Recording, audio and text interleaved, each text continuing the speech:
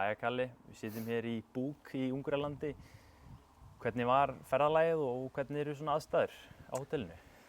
Ferðalagið var langt og strangt. Þetta var heill dagur sem fór ég að ferðast. Þetta var 2 flug og svo 3 tíma rútuferð, þannig að þetta var langt og og aðstæðurnar eru bara flottar sko.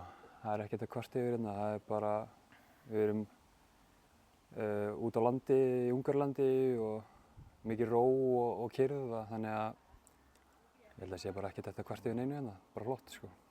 Hvernig er hitinn að fara í menn? Það er spáð svona rúmlega kannski 30 gráðum á morgun. Hvernig er hitinn? Það er mjög heitt.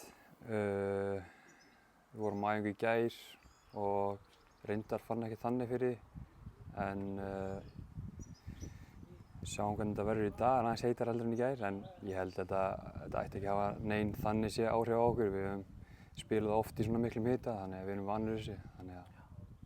Þeir eru þetta aftur mættir til Ungverjalands, voruð í Gígur fyrir 2 vikum. Er þetta svipuð stemming? Þetta kannski tilefni stærra, en svona er andinn í hópnum svipaður? Já, ég myndi segja það. Þetta er svona svipuð stemning og skiptir henni engu máli hvort sé fyrsta eða önnur umferð. Við finnum ekki fyrir einhverju aukinni pressu. Þetta er bara sama gameplan. Gera okkar besta og reyna að komast áfram. Þessum fyrri leikinn, þetta var bara hörkuleikur, bæði lið pressuðu hátt og sérstaklega þið bara heilt yfir, bara sanngjörn niðurstaða. Þið farið með 1 marks forskot. Já, mér finnst það. Mér finnst þetta besta liðið sem við erum búin að spila á móti, allavega í sumar.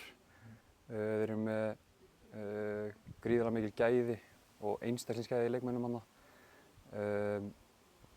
En við spilum fáránlega vel og mér fannst, með við tölunar, þegar við komum eftir leikinn, þá fannst mér þetta bara sanngjarn niðurstaða sko.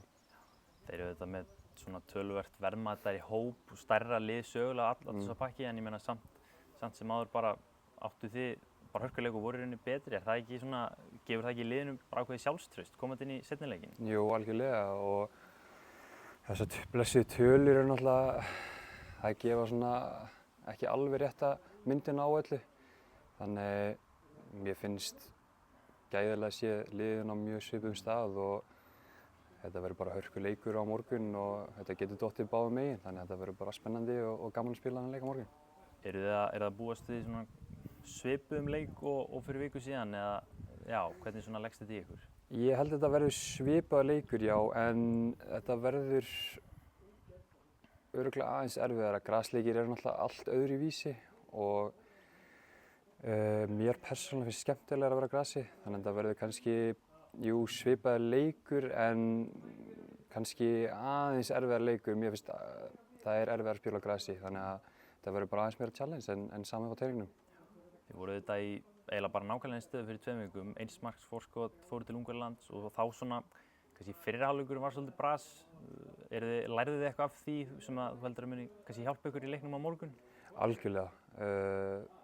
Þetta er mjög góð spurning af því að við klárlega tókum lærdóm frá þeim leik og ef við ætlum að spila aftur svoleiðis eins og í fyrri hálfleiknum þá held ég að við séum bara dottnir út sko. Við þurfum að halda fókus í 90 mínútum á móti þessu liði af því að þeir eru betri, þeir eru með meiri gæði og þeir refsa þá meira fyrir það að spila ekki sinn besta leik.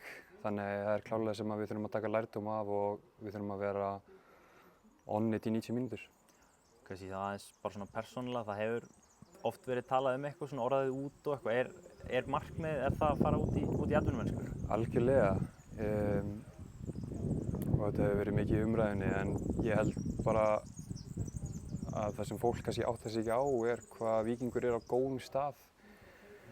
Og það er rauninni bara forréttindi að fá að spila fyrir Víking og vera að spila eins og til dæmis í meistaradeildinni og vera að spila fyrir titla á hverju ári. Þannig að ég held að það eru margir sem taka því kannski sem sjálfsögðum hlut sem er ekki. Þannig að ég er mjög sáttur í Víking en auðvitað er alltaf markmið að reyna að komast út og ef það kemur gott lið sem að make sense að fara út þá algjörlega er ég tilbúinn til þess að skoða það en það þarf að vera Já, eins og ég segi, gott lið og það þarf að make a sense til þess að ég taki næsta skref. Og að lokum bara svona, hvað myndir þú segja að væri mikilvægast að þið gerið á morgun til þess að bara vinna inn við? Við finnum klárlega að spila okkar besta leik og byggja ofan á allt sem við erum búin að gera núna í sumar og taka lærdóminn frá fyrri hálfleiknum í Gígor.